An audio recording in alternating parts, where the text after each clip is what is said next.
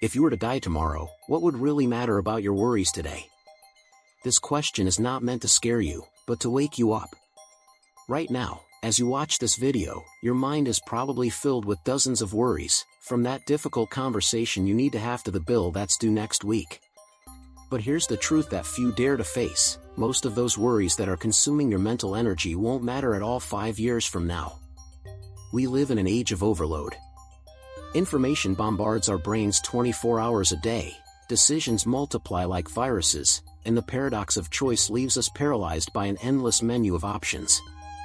The result? Chronic anxiety, silent depression, and the constant feeling that we are running on a treadmill, moving a lot but getting nowhere. But there is a way out. More than 2,000 years ago, Stoic philosophers had already cracked the code for living with clarity of mind and purpose. They faced wars, plagues, political persecution, and devastating losses, and yet they maintained an inner peace that seems impossible today. The secret?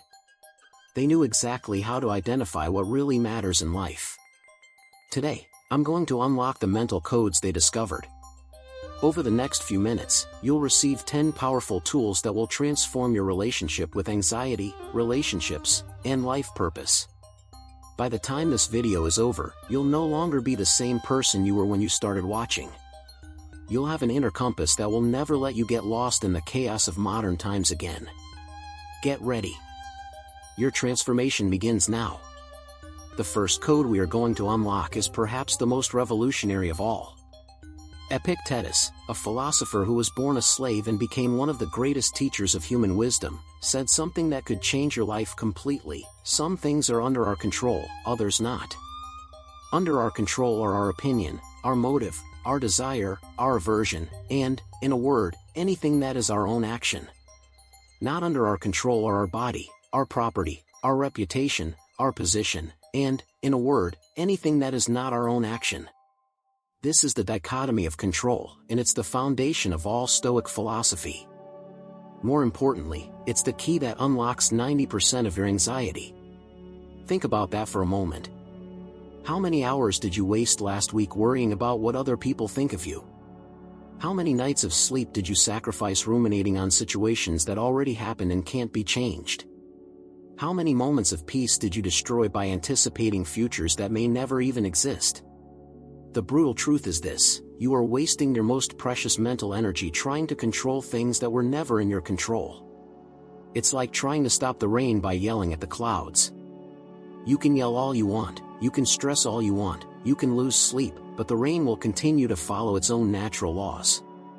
Let's get specific about what you don't control: how your boss thinks of you, how your spouse behaves, whether your kids will follow your advice, how your investments turn out, whether you'll get that promotion, how the economy will affect your business, whether your joints will hurt as you get older. What happened yesterday? What might happen tomorrow? Now, take a deep breath, because I'm going to show you what you do control, and it's going to change everything. You control how you interpret each situation. You control the effort you put in, even when the outcome isn't entirely up to you. You control your moment-to-moment choices. You control how you treat the people around you. You control whether you act with integrity or not.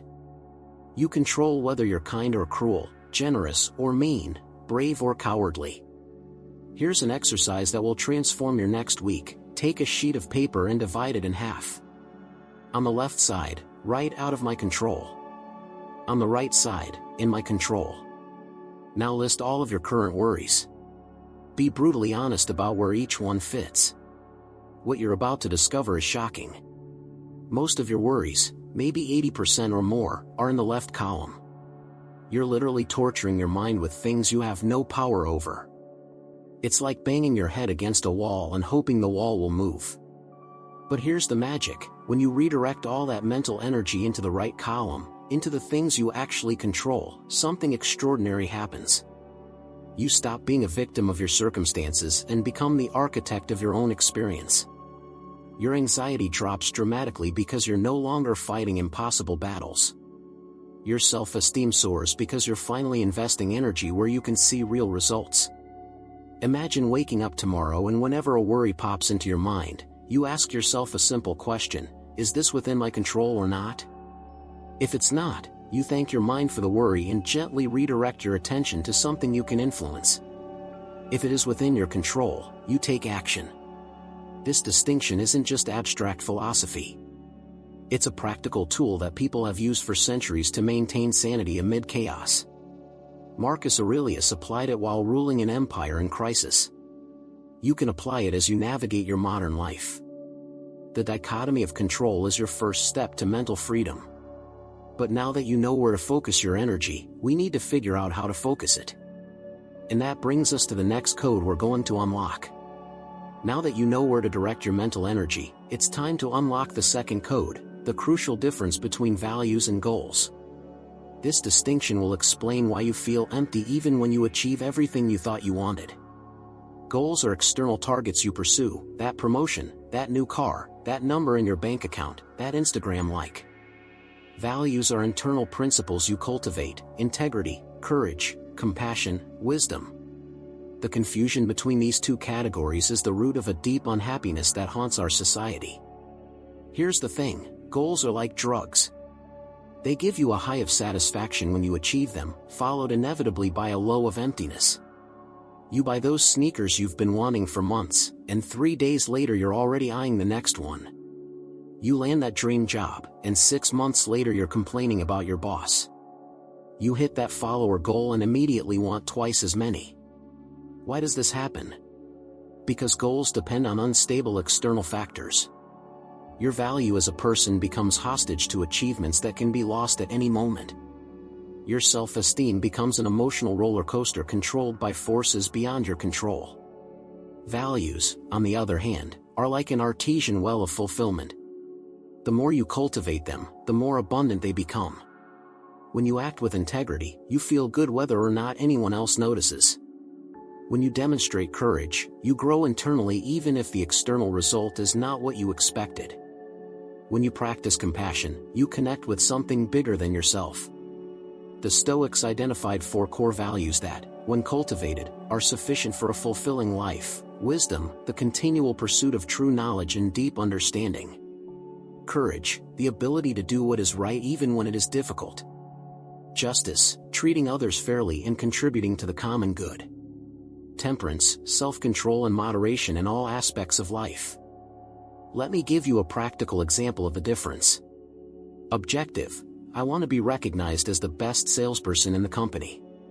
Corresponding value: I want to serve my customers with honesty and excellence. See the difference?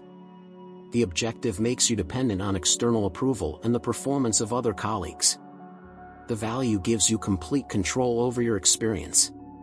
Here's a powerful exercise: list the 5 things you want most in life right now. For each one, ask yourself, is this a goal or a value? If it's a goal, try to identify the value behind it. I want to be rich may be hiding the value of I want to have the security to take care of my family, or I want the freedom to choose how I spend my time. The magic happens when you flip the equation. Instead of chasing goals hoping they'll make you happy, you cultivate values and allow them to naturally drive external results. Instead of working just for the paycheck, you work to express excellence. Instead of working out just for the physical appearance, you work out to honor your body. Instead of being kind only when it benefits you, you are kind because kindness is who you choose to be. This change is transformative because it makes you independent of external circumstances. You can cultivate wisdom even when young, courage even when afraid, justice even when it is not convenient, temperance even when tempted. Your values travel with you no matter where life takes you. When you live your life guided by values, something extraordinary happens. You stop having to pretend to be someone you're not. Your public and private lives align.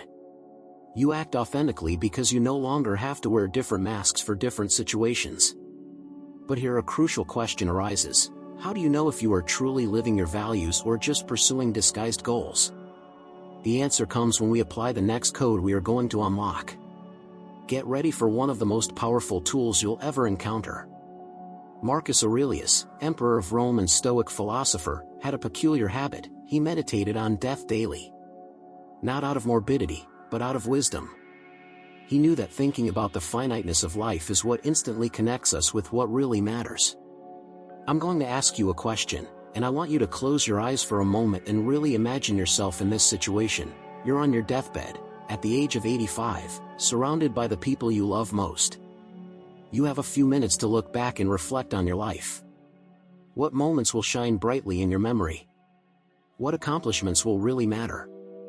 And most importantly, what current concerns will seem utterly insignificant? This is the deathbed test, and it's an infallible emotional lie detector. When you apply this perspective to your daily decisions, clear patterns emerge. That argument you had with your brother over politics? Irrelevant. That project at work that's been consuming your evenings and weekends but adding no real value to the world? Probably forgotten. That obsessive worry about what the neighbors think of your car? Laughable.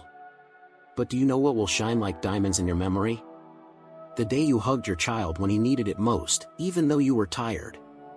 The time you stood up for a classmate who was being wronged, even though you knew it could hurt you. The deep conversations you had with true friends. The moments of courage when you chose to do the right thing instead of the easy thing. The times you forgave instead of holding on to resentment. Here's what research with people in palliative care consistently reveals: their biggest regrets aren't about the things they did, but about the things they didn't do. It's not about the risks they took, but about the risks they didn't take out of fear. It's not about the times they were vulnerable, but about the times they hid behind masks. I'm going to give you a practical exercise that will transform your next decisions. Whenever you're faced with an important choice, taking that job, having that difficult conversation, investing time in that relationship, forgiving that person, stop and apply the deathbed test. Ask yourself, 50 years from now, what will I wish I had done? This doesn't mean you should make rash decisions or ignore practical responsibilities. It does mean you should weigh your choices with the wisdom that comes from a temporal perspective. That job opportunity that pays more but takes you away from your family may seem like a smart move today, but how will you feel about it when you reflect on your life? The deathbed test also reveals something profound about relationships. People remember far less what you said and far more how you made them feel. They remember your presence, not your possessions. They remember your authenticity, not your accomplishments. When you regularly apply this perspective, something extraordinary happens. You stop putting off real life. You stop thinking, when I achieve X, then I'll be happy, and you start finding meaning in the present. You stop waiting for the perfect conditions to be the person you want to be.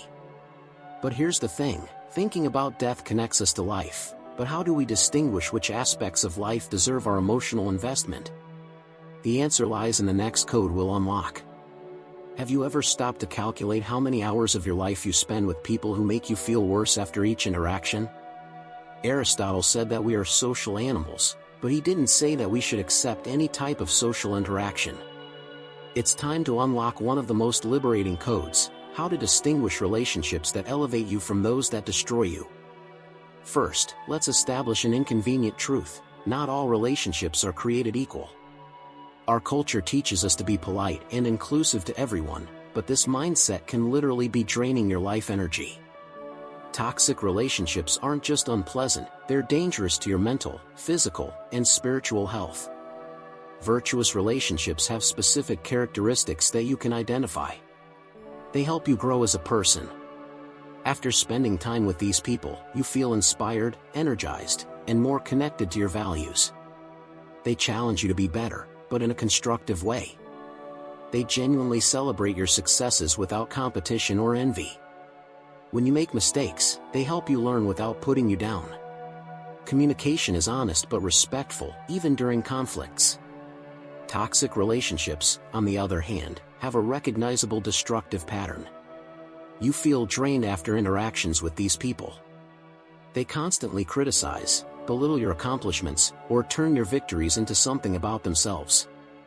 They use emotional manipulation to get what they want. You find yourself walking on eggshells around them, never knowing what mood you'll find yourself in. They don't respect your boundaries and make you feel guilty for having needs of your own. Seneca, the Stoic philosopher, wrote, "Nothing is good to me if I have it alone. I must have someone with whom I can share it." But he was also clear about the importance of choosing those people carefully. He said, "Avoid crowds, they are dangerous to the character. Someone will certainly pass on their vices to you." I'm going to give you an exercise that may be uncomfortable, but it's necessary. Make a list of the people you spend the most time with.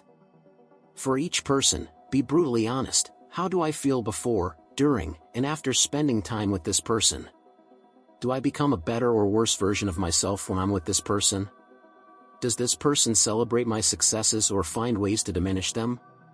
Can I be my authentic self around this person, or do I need to wear a mask? What you'll probably discover is disturbing. Some of the people who consume the most of your time may be among the people who contribute the least to your well-being. Maybe it's that coworker who always complains and never takes action. Maybe it's that family member who makes you feel bad about your life choices. Maybe it's that friend who only shows up when they need something. But here comes the hard part. What do you do with this information? First, understand that you are not obligated to stay in relationships that destroy you just out of politeness or tradition. You have a moral right to protect your energy and well-being.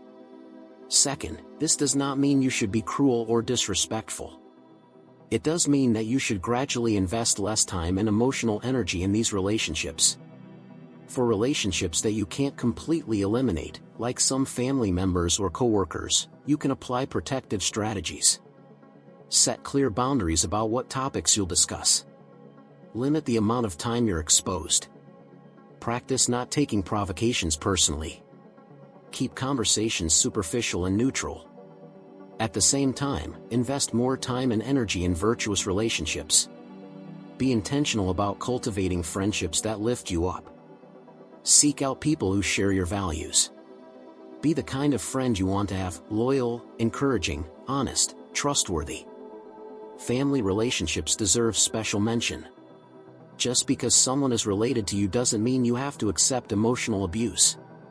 You can love someone from afar. You can be respectful without being intimate. You can maintain family peace without sacrificing your sanity. The result of this relationship audit is transformative. When you stop wasting emotional energy on toxic relationships, you have more to invest in the ones that really matter. Your self-esteem improves because you're not constantly being put down. Your authenticity flourishes because you can be yourself. Have you ever wondered why, even when you get everything you want, you still feel restless inside? Why does that purchase you've been anticipating for weeks only give you pleasure for a few days? Why do you need more and more external stimuli to feel the same satisfaction? Welcome to the external pleasure trap, one of the most subtle and destructive mental prisons of modernity. Our society is built to addict us to external sources of pleasure. From the moment we wake up to the moment we go to sleep, we are bombarded with promises that happiness lies in the next purchase, the next like, the next experience, the next achievement. But here's the truth that companies don't want you to know: this is a chase that never ends because it is fundamentally based on a false premise. External pleasures are like drugs for the soul. They create a vicious cycle: temporary pleasure, followed by emptiness, followed by the need for more stimulation to fill the void. Each time you need a bigger dose to feel the same effect. You buy a pair of sneakers and feel great. The next time you need to buy two. You get 100 likes on a photo and feel validated. The next time you need 200 to feel the same validation. Let's get specific about these modern addictions. Social approval: you measure your self-worth by the number of likes, comments, or compliments you receive. Compulsive consumption: you buy things not out of necessity, but to fill an emotional void. Constant entertainment: you can't be alone with your thoughts without needing digital distraction. Food as an emotional drug: you eat not out of hunger, but to regulate difficult emotions. The problem isn't that these pleasures are inherently bad. The problem is when you become dependent on them for your emotional stability. When your inner peace is held hostage by external factors that you have no control over, you become a slave to your circumstances. The Stoic philosophers discovered something revolutionary: the greatest pleasures come from within. They cultivated inner sources of satisfaction that no one can take away from you. The joy that comes from personal growth. The deep satisfaction that comes from living according to your values.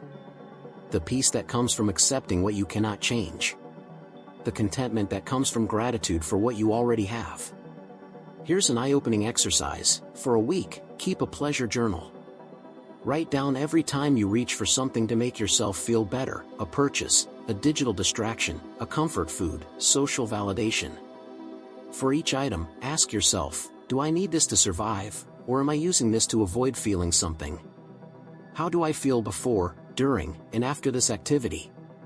Am I using this to thrive or to escape? What you'll probably discover is shocking. A large part of your pleasures are actually escape mechanisms. You're running from anxiety, boredom, loneliness, or dissatisfaction instead of facing and resolving these emotions. The Stoic alternative is not to become a monk who rejects all pleasure. It is to develop emotional independence. It is to find satisfaction in sources that you completely control. When you can feel good simply about being alive, about having learned something new, about having helped someone, about having acted with integrity, you become truly free. This means you can enjoy external pleasures without being a slave to them. You can enjoy a good meal without needing it to make you feel better. You can receive compliments without relying on them for your self-esteem. You can buy something you want without using the purchase to fill an emotional void. Freedom comes when you realize that you already have everything you need to be happy within you. But this inner freedom needs to be built on solid foundations. And that brings us to the next code. Now we come to the heart of Stoic philosophy, the code that unifies all others, the 4 cardinal virtues.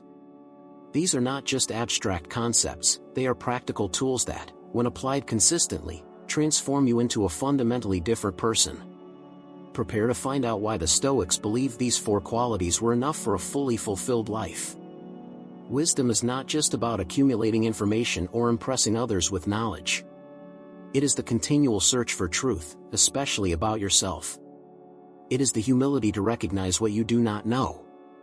It is the ability to distinguish between what is real and what is illusion, between what is important and what is trivial.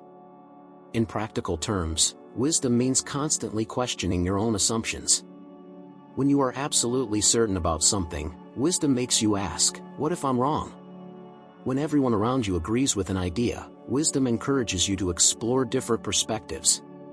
When you make a mistake, wisdom turns the mistake into a learning experience rather than a self-deprecation.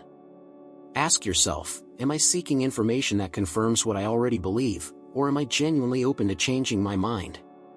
Have I learned anything new about myself this week? Have I recognized any limitations in my knowledge recently? Courage is not the absence of fear, but action aligned with your values despite fear.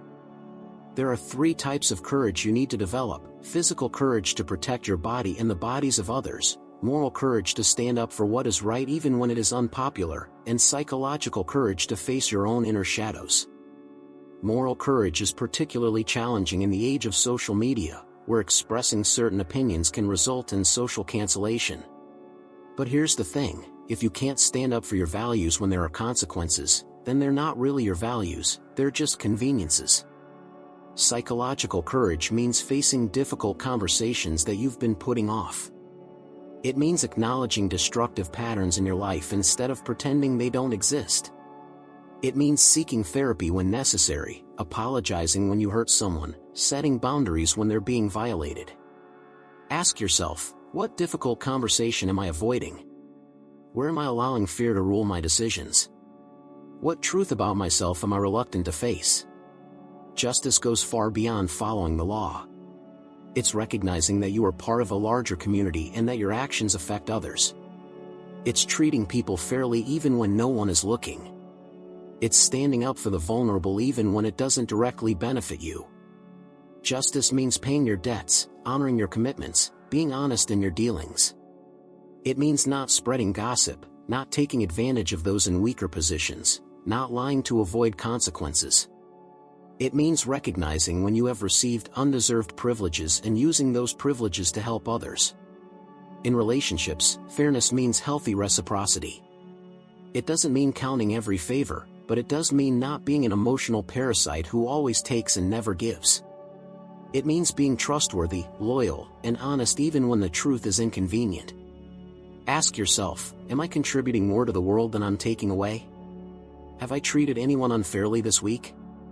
Have I used my position or privileges to help someone in a more difficult situation? Temperance is self-control, but not repression. It is the ability to choose consciously instead of reacting impulsively. It is knowing when to stop, when to say no, when to choose moderation instead of excess. Temperance applies to everything: food, drink, sex, work, exercise, entertainment, even virtues. Yes, you can have too much courage, becoming reckless, or too much justice, becoming rigid and judgmental. Temperance is the virtue that balances all the others. In practical terms, temperance means pausing before reacting emotionally. It means questioning your desires before acting on them. It means choosing what is beneficial in the long run over what is gratifying in the moment. Ask yourself, where in my life have I lost control? What impulses am I following without question? Where do I need more discipline and where do I need more flexibility? Here's what happens when you live these 4 virtues consistently: you become a person others can trust. You develop genuine self-respect because your actions are aligned with your values. You become resilient because your identity is not dependent on external circumstances. You find meaning because you are contributing to something bigger than yourself. But virtues without practical application are just abstract philosophy. It's time to figure out how to simplify your life so you have room to live virtuously. Imagine for a moment that you could see through the thick fog that modern society has created around your true needs. That you could finally distinguish between what you truly need for a fulfilling life and what you only think you need. This is the 7th code we unlock today, and it has the power to completely revolutionize your existence. Simplicity is not just an aesthetic trend or a superficial minimalist movement. It is a profoundly revolutionary philosophy that challenges the very foundation on which our consumer culture is built. We live in an age where we have been programmed to believe that more is always better: more possessions, more commitments, more information, more connections. But this programming comes at a devastating cost. It complicates our lives exponentially, creating unnecessary layers of anxiety, stress, and confusion. The first crucial distinction we need to make is between standard of living and quality of life. Standard of living measures how much you own, how much you earn, how many experiences you accumulate. Quality of life, on the other hand, measures how deeply you live, how present you are in each moment, how aligned you are with your deepest values.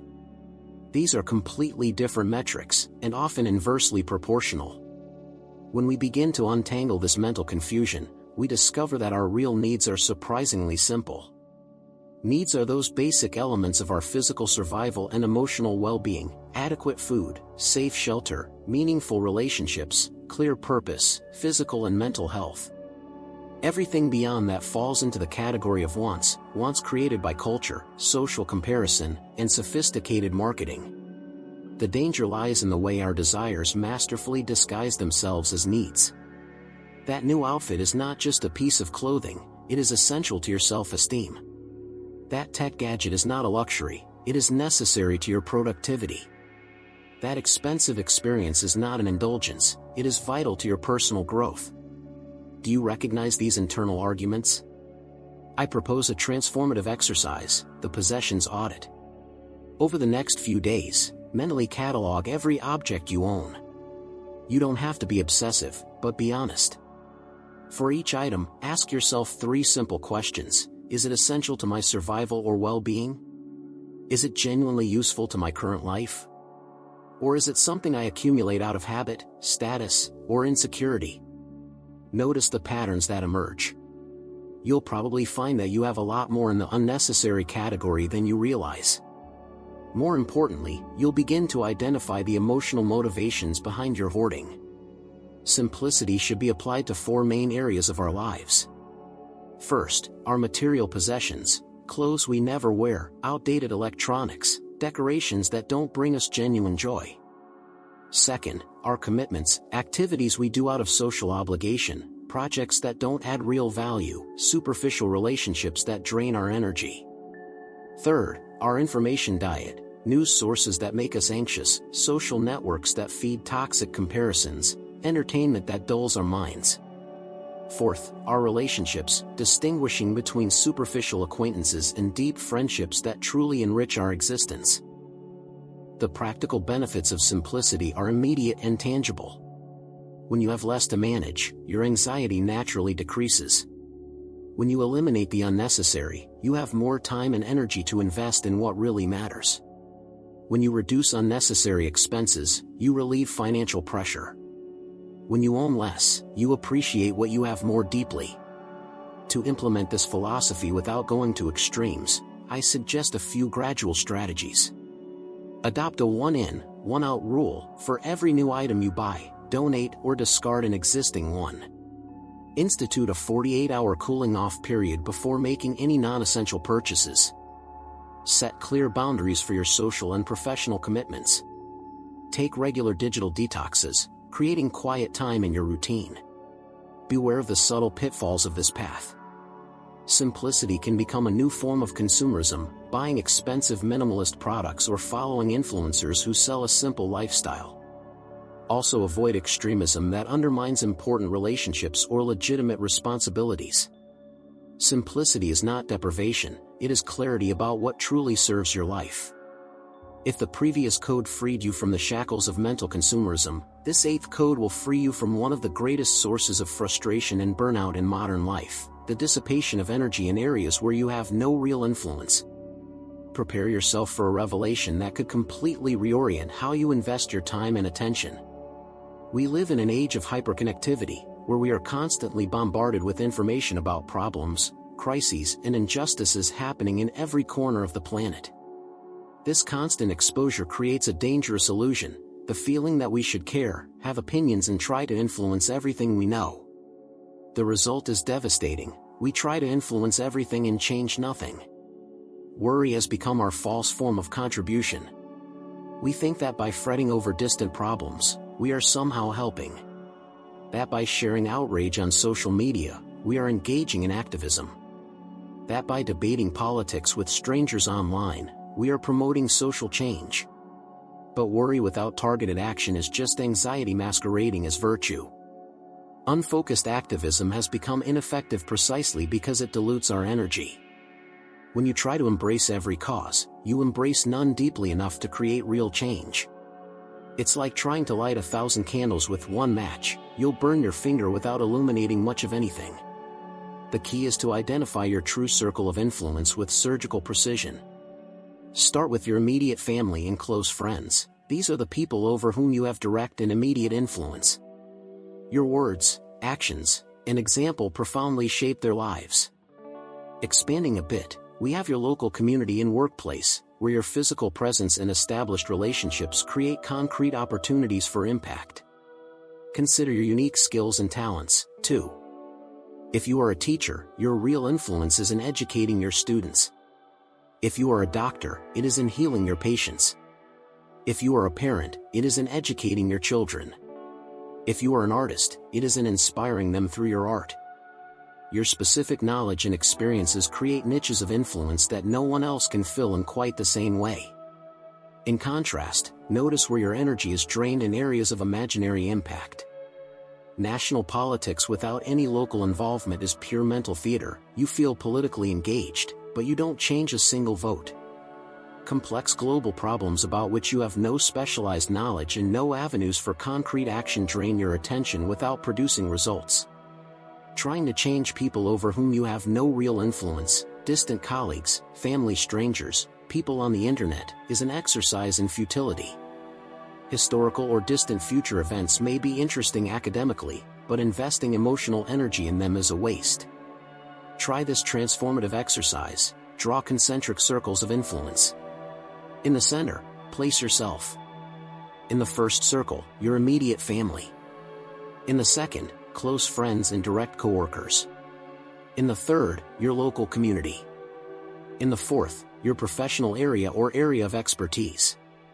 Each subsequent circle represents decreasing influence. Now, honestly map out where you invest your time and emotional energy. Does the ratio align with your actual capacity for impact? To maximize your impact through focus, choose 2 to 3 key areas where you have real influence and focus 80% of your efforts there. Develop deep expertise rather than superficial knowledge on dozens of topics. Build lasting, meaningful relationships rather than superficial connections with hundreds of people. Apply the 80-20 rule rigorously, 80% of your energy in areas of high influence, 20% in staying informed about the wider world. Think globally to maintain perspective, but act locally to make a real impact. Collaborate with others who share your values in your real sphere of influence, multiplying your effect through coordinated efforts. How do you know if you're really making a difference? Feedback is concrete and measurable. You see specific changes in people or situations. Transformations are observable, not just sentimental. You experience genuine personal growth through service to others. Most importantly, your efforts are sustainable over time because they align with your actual capabilities and available resources. When you focus your energy where it can really make a difference, something magical happens. You stop feeling powerless in the face of the world's problems and start feeling empowered to create real change in your sphere of influence. We've reached the penultimate code, and it may be the most powerful of all.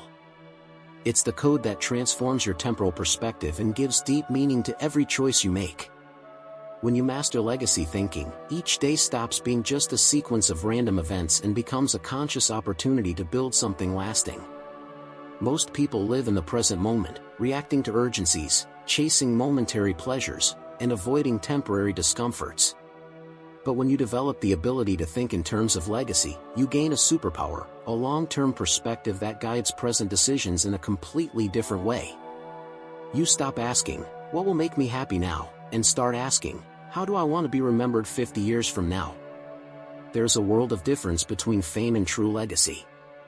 Fame is temporary public recognition, often based on entertainment or scandal. Legacy is lasting influence that continues to positively impact the world long after you are gone. Fame seeks attention, legacy seeks contribution. Fame is about you, legacy is about what you leave behind for others. And here's a liberating truth: thinking about legacy is not the preserve of famous, powerful, or wealthy people. Every human being leaves a legacy, whether consciously or not. The only question is whether it will be an intentional and positive legacy or an accidental and neutral one.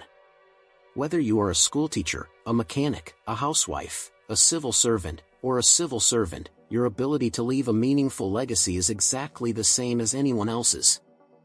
There are 4 main types of legacies that we can consciously build. Family legacy is the values, principles, and patterns of behavior that we pass on to our children, grandchildren, and future generations. It is not just your words, but most importantly your examples that shape how your family line will navigate the world. Professional legacy is the specific contributions you make in your field of work, the problems you solve, the people you develop, the innovations you implement, the standards of excellence you set. Community legacy is the direct impact you have on your local community, neighbors helped, projects supported, local problems solved, initiatives led. Character legacy is perhaps the most important. It is the example of integrity, virtue, and humanity that you consistently demonstrate, inspiring others to raise their own moral standards. Try this profoundly transformative exercise: write a letter from the future. Imagine that you are 70 years older, at the end of your life, writing to yourself in the present. Describe how you would like to be remembered by your family, friends, colleagues, and community. What stories would they like to tell about you? What values would they say you embodied? What tangible difference did your life make in the world? Now work backward. What actions do you need to take today, this week, this month, to build that legacy? Legacy is not built through occasional grand gestures, but through small, consistent actions repeated over time. How you treat the waiter at the restaurant contributes to your legacy of character. How you respond when no one is looking reveals your true integrity. How you react under pressure demonstrates your true nature. How you invest in relationships shows your true priorities. Consistency over time is what turns isolated actions into a solid reputation. A person known for always arriving on time, always keeping promises, always treating others with respect, always giving their best at work, builds a legacy of reliability that impacts hundreds of people over decades. History is full of ordinary people who left extraordinary legacies precisely because they understood these principles. teachers who inspired generations of students, parents who raised exceptional children, neighbors who transformed communities, officials who raised organizational standards, citizens who solved local problems. None of them were famous, but all of them left the world a better place. To align your current life with your desired legacy, conduct regular audits by honestly asking yourself, do my actions today contribute to the legacy I want to leave? When there is misalignment, be courageous about correcting course, even if it requires short-term sacrifices. Long-term integrity is worth more than momentary conveniences.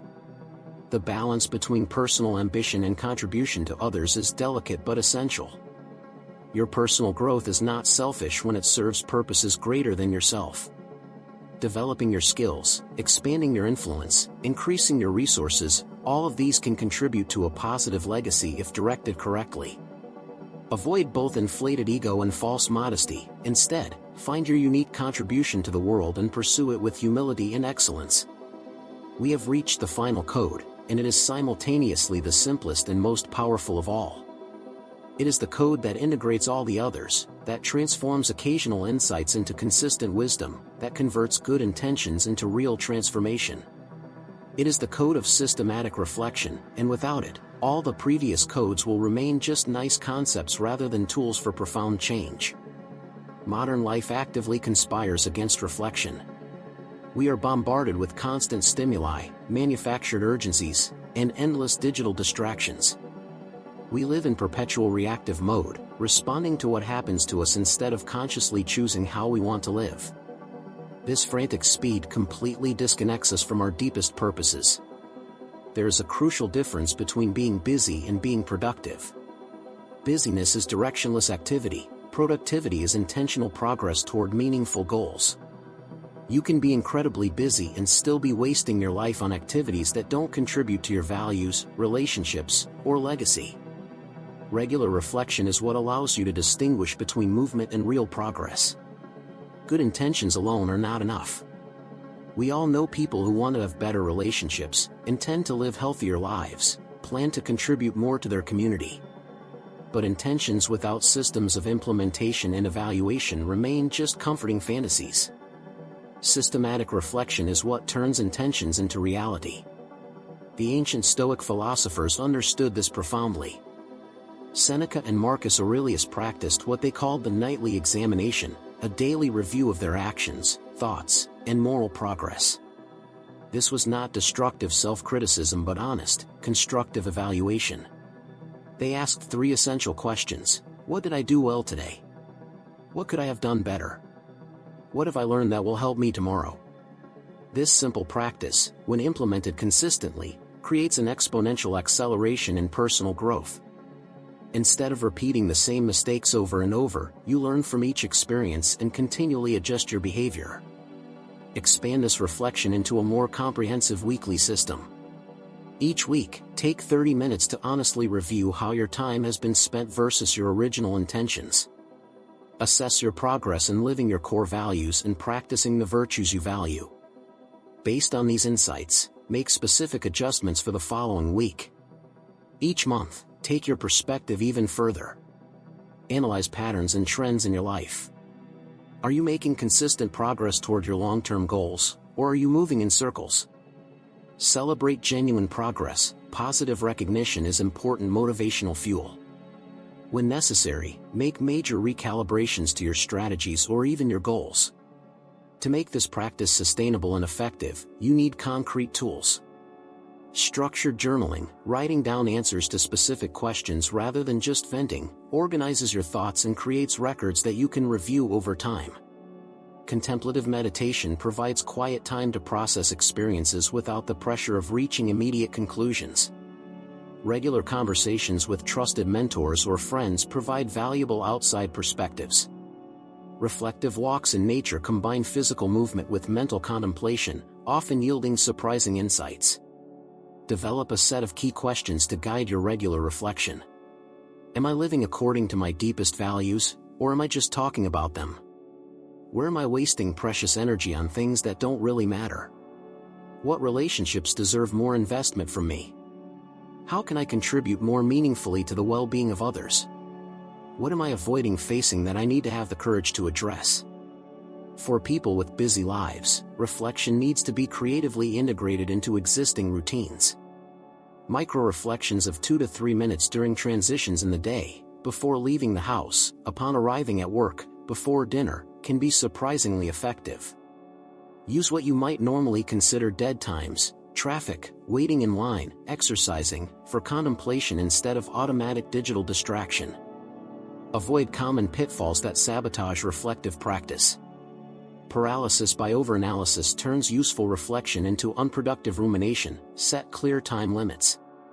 Destructive self-criticism destroys motivation. Focus on constructive evaluation and future growth. Using reflection as a form of procrastination, thinking about doing rather than actually doing, completely perverts the purpose. The long-term benefits of this practice are transformative.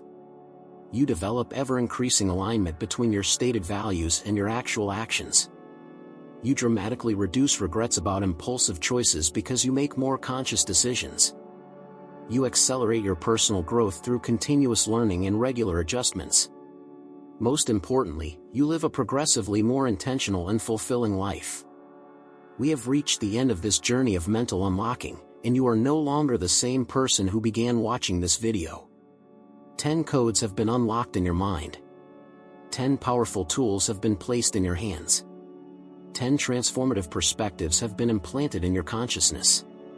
Let's quickly recap the arsenal you now possess: the revolutionary simplicity that distinguishes needs from manufactured wants, the laser focus that directs your energy where it can truly make a difference, and the legacy thinking that gives deep purpose to every daily choice. Complementing all of this is the practice of systematic reflection that integrates and sustains all of the other transformations.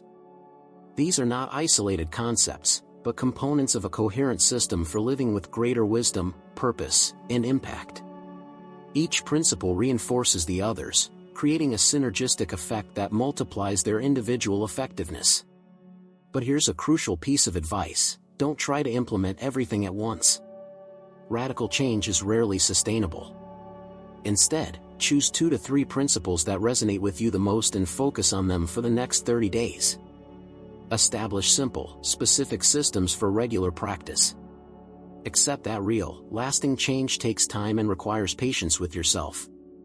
To further this journey, seek out the original Stoic texts. Marcus Aurelius, Seneca, Epictetus still speak directly to contemporary challenges. Find communities of people who share these values for mutual support and accountability. Use journaling or meditation apps to facilitate the daily practice of reflection.